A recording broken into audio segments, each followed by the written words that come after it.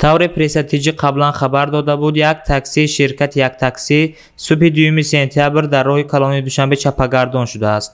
баъдан раёсати вазорати корҳои дохилӣ дар шаҳри Душанбе бо нашри як иттилоия ҳодисаро шаҳр дод.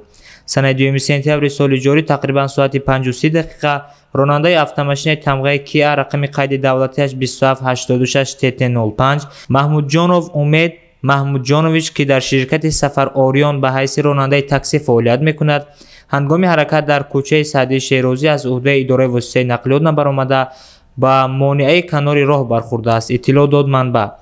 дар натиҷаи санҷиш муайян гардидааст, ки ҳодисаи мазкур аз сабаби хоб бурдани ронанда рух дода, автомашина чаппа шудааст, ки дар натиҷа худи ронанда сиҳату саломат буда, автомашина зарари техникӣ дидааст.